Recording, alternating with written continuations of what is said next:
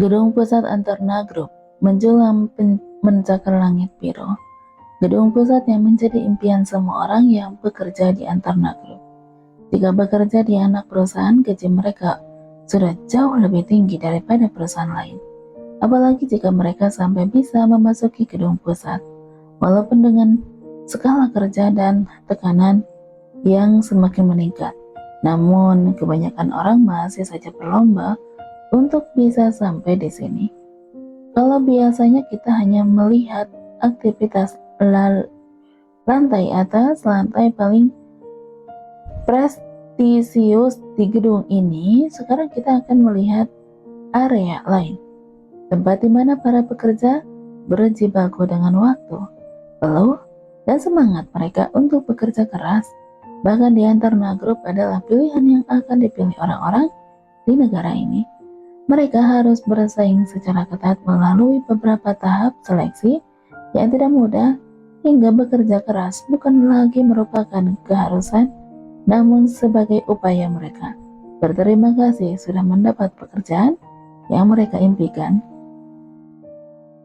Di lantai 4 bagian arsip laporan seluruh cabang anak perusahaan Antarna Group.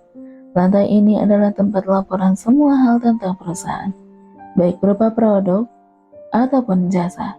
Disinilah semua kegiatan anak cabang akan diperiksa. Dan di lantai inilah Jenika bekerja, adik dari pemilik perusahaan yang sama sekali tidak mendapat perlakuan istimewa dari siapapun. Tidak ada yang tahu kecuali direktur bagian, dan di sini pula Raksa melakukan kegiatan magangnya. Sepertinya Hans sengaja menugaskan mereka di tempat yang sama untuk memudahkan pemantauan. Tapi karena ulahnya menjadi bumerang bagi Jenika, dan parahnya hanya bagi Jenika, bagi Raksa dia selalu bersikap seperti biasa, tersenyum dan bekerja dengan keras. Pagi ini seperti biasa suasana kantor tampak sibuk. Pegawai magang hilir mudik melakukan pekerjaan yang diberikan karyawan senior mereka. Ada yang berteriak, lalu ada yang berlari. Begitu seterusnya. Jenika pun demikian. Di sini dia tidak berbeda dengan yang lain. Hanya karyawan magang yang bisa disuruh ke sana kemari.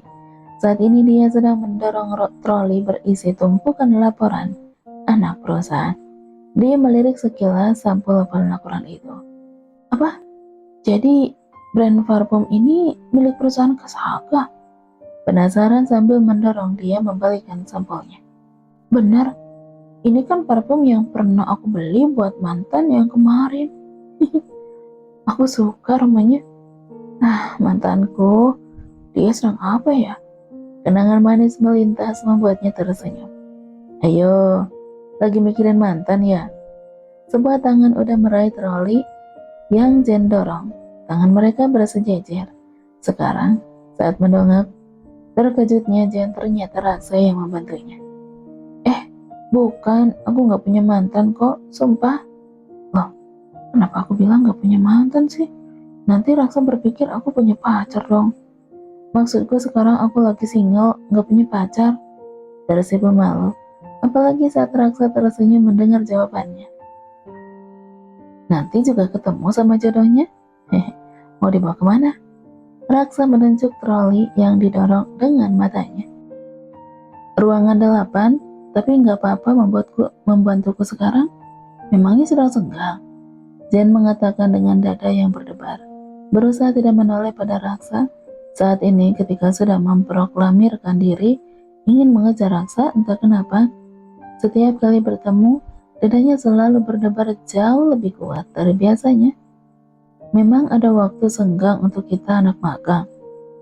Mereka tertawa bersama saat Raksa menyelesaikan kalimatnya. Ya, waktu senggang mereka hanya saat jam makan siang. Makanan di kantin kantor sangat enak. Antarna Group memang memberikan fasilitas mewah bagi para karyawannya. Tapi tentu aja mereka harus bekerja keras membalas apa yang udah mereka terima. Semua karyawan bekerja keras, apalagi anak magang. Mereka lah yang hilir mudik disuruh ke sana dan kemari. Ini adalah proses belajarnya ya adik-adik magang. Dulu kami juga mengalaminya kok. Bahkan jauh lebih berat. Begitulah kalau senior udah memberi wejangan pada mereka. Setelah selesai menumpuk laporan, mereka keluar dari ruangan 8. Raksa yang mendorong troli kosong, sementara Jen berjalan di sampingnya. Terima kasih ya Raksa sudah membantuku, bicara tanpa menoleh. Jen melepaskan tangan dari troli, karena sekarang benda itu kosong, jadi cukup Raksa aja yang mendorongnya. Hei, kenapa sungkan? Rasa menghentikan langkahnya, mereka sama-sama berhenti, lalu saling bersitatap. Maaf ya, aku bahkan tidak mengenalimu. Kalau kamu adik ipar Kak Nia, kalau tahu aku pasti akan menyapamu sesering mungkin. Wajah Jen langsung merona. Dia tersipu malu. Kedepannya, kalau butuh bantuan apapun jangan sungkan bicara padaku. Raksa menepuk kepala Jen dengan tangannya lembut. Karena kau adik ipar Kania, mulai sekarang aku akan menganggapmu seperti adikku sendiri. Apa? Jen menutup mulutnya dengan tangan, terkejut dengan teriakannya sendiri. Lebih terkejut saat melihat wajah Raksa yang tampak canggung. Raksa segera menarik tangannya, menggoyangkan menjauh. Maaf ya, sepertinya aku berlebihan.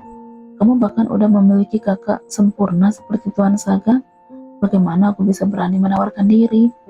Berusaha tersenyum walaupun dia merasa tidak nyaman. Sepertinya aku sudah berlebihan ya. Tidak, bukan seperti itu kok. Meraih tangan Raksa lagi, lalu meletakkannya kembali di kepalanya. Aku senang kok.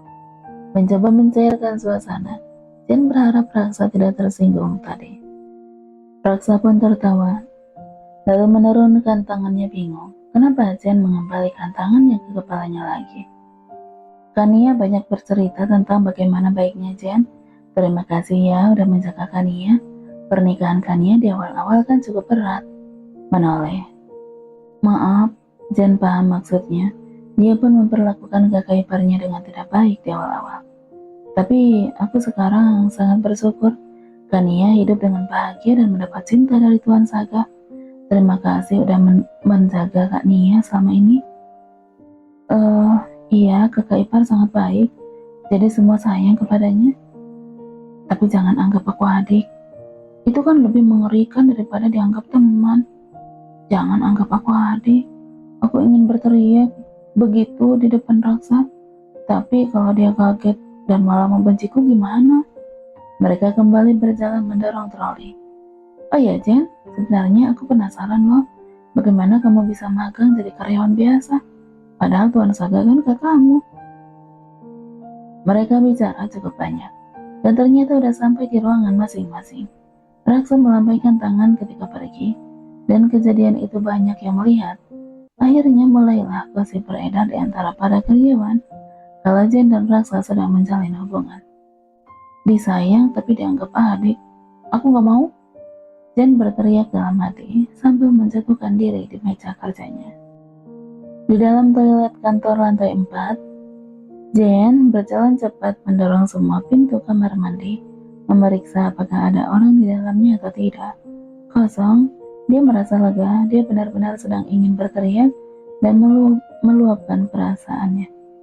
Yang seharian ini dia tahan, udah beberapa kali dia bertemu dengan Raksa hari ini. Pria itu dengan polosnya selalu menyapa dan tersenyum, membuat jantung Jen terasa mau meledak. Jangan anggap aku adik, itu mengerikan sekali. Jen bersandar di dinding, menggaruk dinding dengan jarinya, seperti kucing sedang mencakar sofa.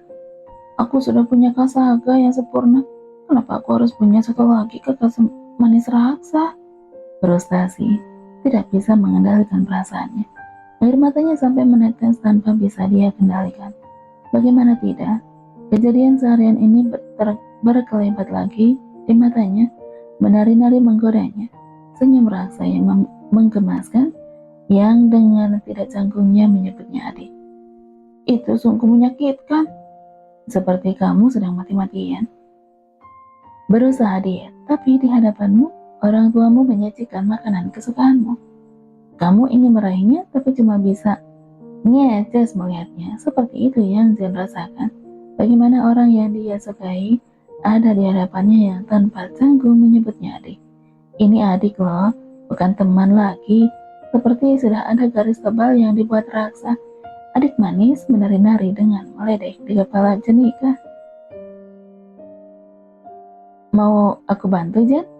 Raksa sudah menyodorkan tangannya supaya Jen memindahkan separuh berkas di tangannya. Jen harus mengcopy dokumen itu menjadi beberapa salinan. Iya, terima kasih. Kenapa aku jadi sering bertemu denganmu? Kakak, getir mencibir diri sendiri. Sebenarnya Jen senang, tapi saat Raksa memproklamirkan kalau dia adalah kakak, semua harapannya rasanya ambiar begitu saja. Kenapa masih sungkan juga? Mereka berdua menyelesaikan fotokopi bersama. Yang satu benar-benar tulus membantu sebagai seorang kakak. Yang satunya harus menahan agar jantungnya tidak meledak melihat senyuman manusia di hadapannya. Sungguh ironi, kasihan sekali kamu, Jen. Dianggap adik jauh lebih menyakitkan daripada cuman dianggap teman. Atau saat makan siang tadi. Jen, kita makan siang bareng ya? Iya. Aku harus senang atau malah merasa tersiksa nih?